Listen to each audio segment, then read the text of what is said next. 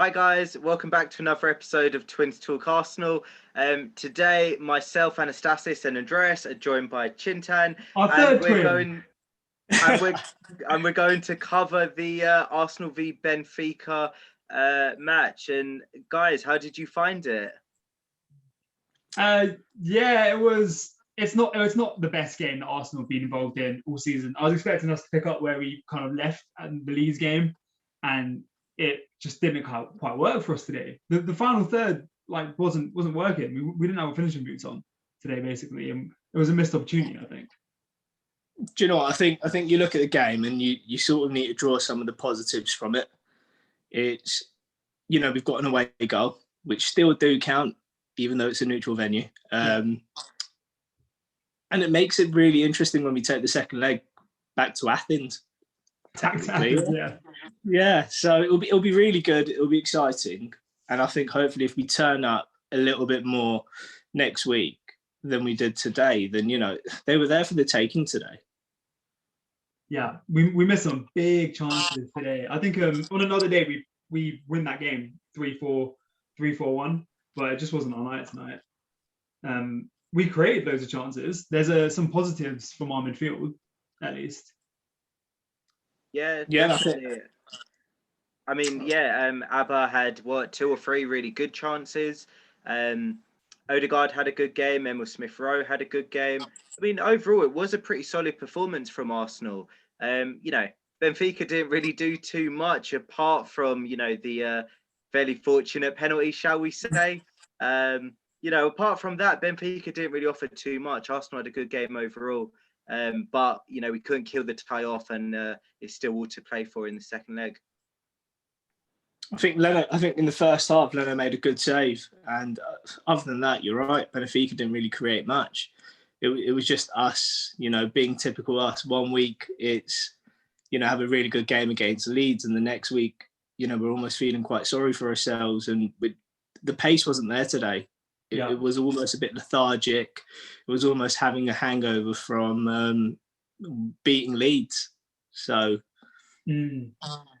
Yeah, this is something I was talking about at the Leeds game. I was like, oh, we look really, really good, but we've just had a week's rest. And we've got 4 games in 11 days. And we're looking lethargic now. What the fuck is going to happen when we're playing City on the weekend or Benfica for the return?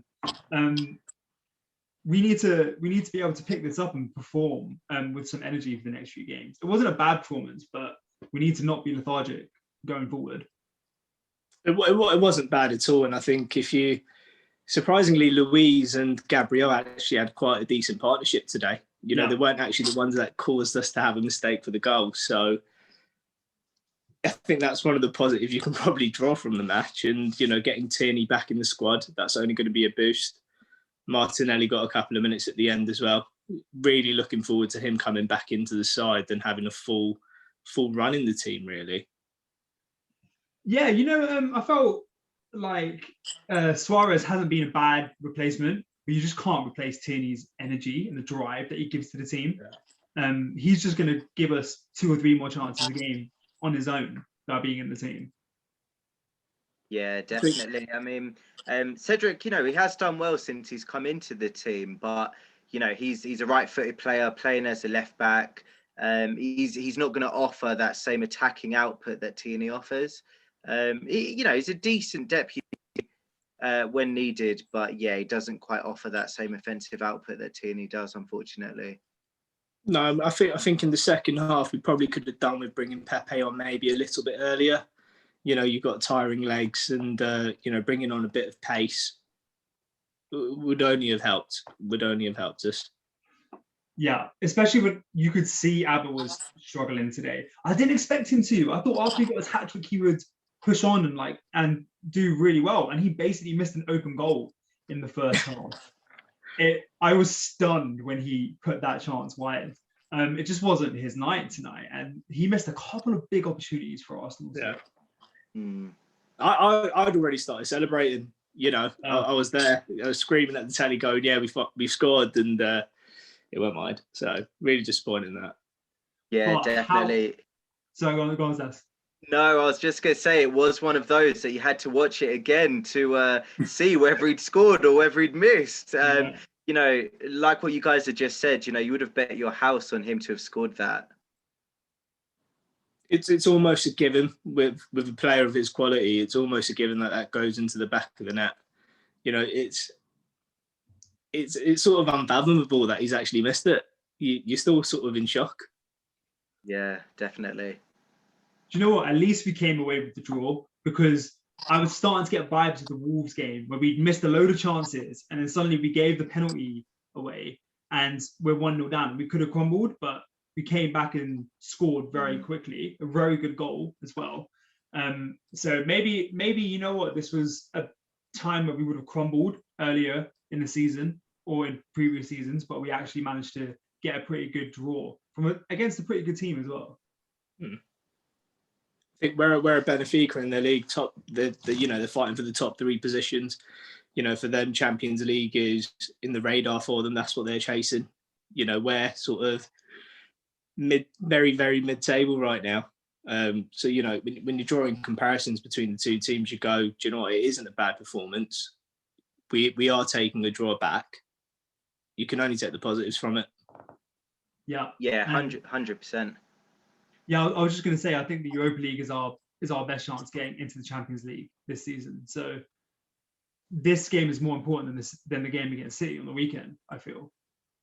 So if you're Mikel Arteta, what do you do on Sunday? Do you rest Aubameyang? Do you rest your Saka? Do you give Tierney minutes, or do you keep him on the bench? Where do you go? What do you think, Zas? I would probably say it's one where William will never get a better chance to shine against Man City. I think it's one that, you know, we do have to prioritise. If you think realistically, if we play our strongest team against Man City, we're going to lose. You know, you got to be realistic. So, you know, why not rest 2 or 3 of those players in preparation for the Benfica second leg? You know, that's a competition which, if we win, it's a trophy and it's a route back into the Champions League. You know, the Benfica second leg is very important for our season.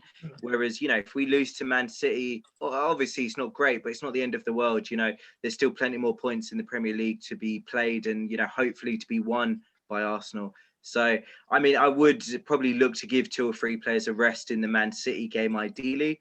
I don't think Arteta will do that. I think we will obviously play our strongest team possible. But yeah, I don't know. I do think we have to have one eye on the Benfica game. Yeah, I think it's interesting with Aguero coming back as well. He always seems to find a way to be fit against Arsenal, doesn't he? And De Bruyne as well. But like, they were both on the bench in Man City's last Premier League game. So yeah, we've got it all to look forward to.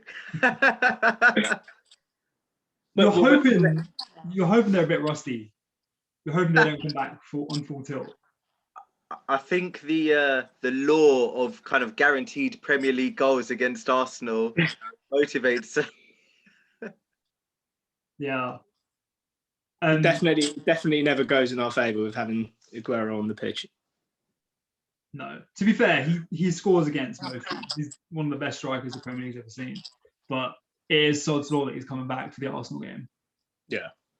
I think what I think the last couple of games has really showed is how much we've missed having a creative midfielder.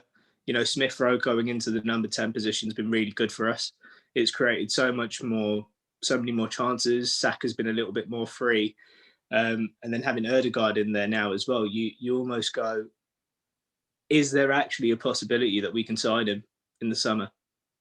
Whether it's another season on loan or if it's on an actual permanent basis, is there a possibility there? Yeah, I'm hoping that Zidane stays at Real Madrid, because then he will hopefully come to Arsenal. I know that he wants to end up back in the Real Madrid first 11. But if Zidane's there, he's not going to get the chances that Arteta is going to give him. So hopefully we can convince him to stay. Fingers crossed. I mean, hasn't he only got 1 year left on his Real Madrid contract? Because I think he signed a 6-year deal and he obviously joined them at 17. He spent 5 seasons out on loan, including this obviously season, including this second half at Arsenal. So I think he'll only have 1 season left in the summer. So, you know, if so, it's a real possibility that if he does well, maybe we could get him, and maybe it won't be too much of an extortionate fee because he'll only have 1 year left on his contract. But even if he is, you pay it.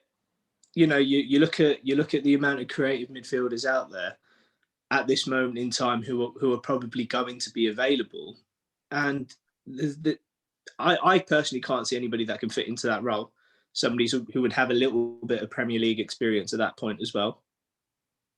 Yeah, I think it's a no-brainer. And he'd know the Arsenal way as well. Would have been at the club for 6 months. Yeah, I agree. I would, from what I've seen of the guy already, it's class. For the parts of the second half, he was running the game. I would love to see him at Arsenal. I just hope he doesn't impress too much at Arsenal and then we want him back. Have Ceballos. Take Ceballos back, man. But just leave us with Martin. I've really rated Ceballos. I just don't think he's had a strong enough run in the team recently. And I think that part of our midfield has been very sort of mismatched over the last few months. But when he has played, he's always put in a good shift. He's got that, I'd say, that defensive midfielder, attacking midfielder sort of vibe, and he comes out with these little tricks and twists that remind you a bit of Cazorla, and you go, do you know what? If he does get a good run in the team, you see him as a mainstay. Yeah, you can't. Do you know what? To be fair, today I thought he was the best player on the pitch. I've got to say, he was very good today. He filled in for Thomas Partey defensively and was also linking up our attack as well. Today was one of the first times I thought he actually played really well. It's exciting.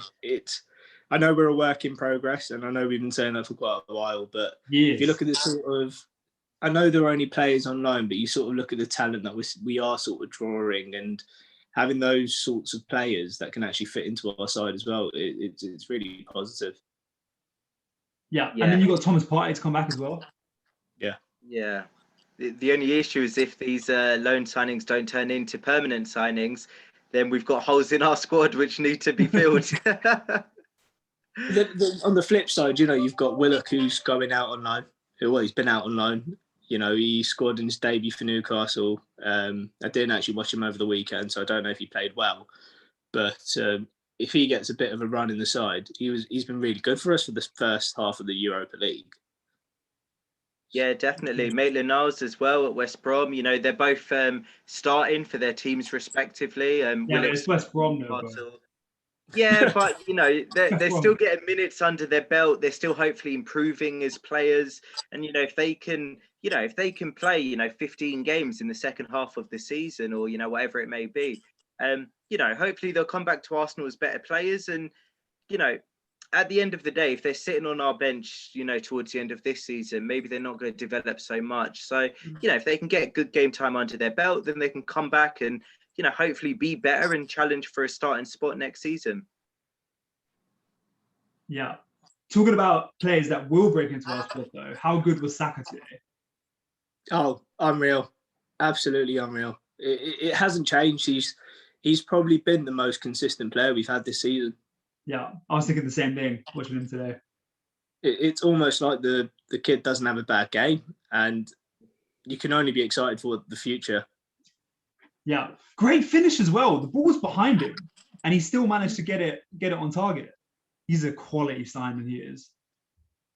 It's one of those, it's you look at one end and you've got Aubameyang, who I don't know what it is this season. It's almost it feels a bit lackluster.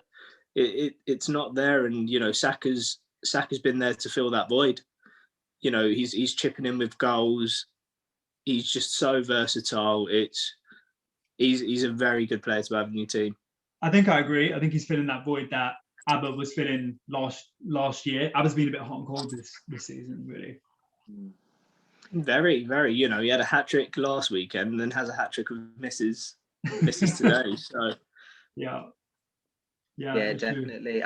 I think the positive of bringing the youth in kind of thing, they bring that energy, that drive, that determination to succeed and do well. And, I think it is something that Arsenal have been missing, especially, when Willian was starting a lot at the beginning of the season, and, maybe even Pepe at the beginning of the season. These were players that were also looking a bit lackluster, like they maybe didn't bother so much. They didn't care about Arsenal. and it was a breath of fresh air, so to speak, to bring in all these young players who wanted to play for the team, wanted to show what they're about, wanted the team to do well. And I think Arsenal have definitely kicked on since we brought these younger players into the team. It's been a while though, hasn't it? You look at the current team and you go, how many of those players are actually from our development? You look at it, you go, what, Bellerin? Yeah. Really, that's about it. Yeah, that's the only person that makes our first 11, and it's almost it is almost a breath of fresh air. It is a breath of fresh air having all of these new players, and it all seems to happen at the same time as well. So getting on to like the last thing, I would say, what did you boys think about the penalty? Penalty or no penalty? The modern game, you've just got to accept it, haven't you? You don't know whether it's going to be a penalty or not. I think the rules change game by game, and it's if the ball hits a player's hands nowadays, you've just got to accept it, haven't you? Yeah, I think especially in the Europa League and the Europa League, the Champions League, there's much less leeway than say in the Premier League or whatever. I think it is a bit harsh, to hit his chest first and then goes on to his arm. But, at the end of the day, his arm is up and really he should know better. He should be trying to keep it by his side. Whatever it is, a lack of concentration or whatever, but, really should know better. It's one of those, you saw the way Benfica came out in the game, very defensive performance. Mm-hmm. They knew that they basically were only going to have one moment. And, we kind of gave it to him on a plate. It was a bit, I don't know, a bit careless, a bit reckless from Emil Smith-Rowe. He should really know better. Benfica didn't come out to attack at all. They came out to defend, to get the one chance. And we just gave it to him. It was a bit disappointing kind of thing to give away a penalty so softly. Yeah. He's a young player. I get he's going to make mistakes. You've just got to keep your arm down in the box, but I'm hoping he'll learn from that and just continue with that lesson going forward. Yeah, no, definitely. He had a good game overall, but it's moments like that is ultimately the difference between winning and drawing a game, and especially when you're in a knockout, stage of the competition. Every goal matters, and you do have to do better in those situations. It's something he'll learn from. Don't get me wrong, but you need to be better in those situations, ideally. Yeah, I think you heard Mikel talk about it in the game against Wolves, where he basically said we're dominating games, but at the moment we're just giving opportunities to teams. Or I think it might have been Aston Villa where we let a goal in the second minute. We're beating teams on the field, we're just giving them goals, and today was a bit of another example of that. But what's that down to? Is it down to the team not gelling? Is it down to there not being enough maturity, not being a captain? Is it not as it stands? Obba's your team captain, but do you see him shouting at the players? Do you see him as the person that's there motivating everybody, there to stop people from making the mistakes? And I don't see it. I don't see it on the pitch. Yeah, he's more of a captain in his example that he sets rather than the way he acts. Yeah, but then, in theory, we do have captains all over the pitch. I know, we used to have the historic 5 captains under Emery and whatnot. But, in theory, we've got David Luiz, you've got Granit Xhaka, who they say is quite focal. We've got Bellerin, who, they say is fairly focal. So, in theory, we do have these types of players over the pitch. I think it's just a lack of concentration at key moments, which is costing us. It's hard. It's something Arteta can't really coach into these players. You just kind of have to have that know-how about you. And I don't know, unfortunately, I don't know. I don't know if they've got it, or maybe they have it, but they just lose it at key moments. I don't know. I'm hoping this is a transition year, and next year that those kind of mistakes will be gone, because if we didn't have those mistakes, we'd be a lot higher in the Premier League than we are right now. I mean, we're only 8 points off the top 4. We've lost so many games we could have easily turned 3 of those losses into wins, and we would be, you know, right up there in the top 4. Yeah. But overall, good performance. A good draw and an away goal as well. Something positive to take into the next game against Benfica, and hopefully we can progress and do okay against Man City on the weekend as well. I think a good performance at City will only be there to sort of build confidence into the next leg. So that's all we can ask for. Yeah. Until then, thank you so much for watching, everyone. Please feel free to like, comment, and subscribe. And we'll catch you after the City game for what will hopefully be a happy video. But until then, up the Gooners. See you later, guys.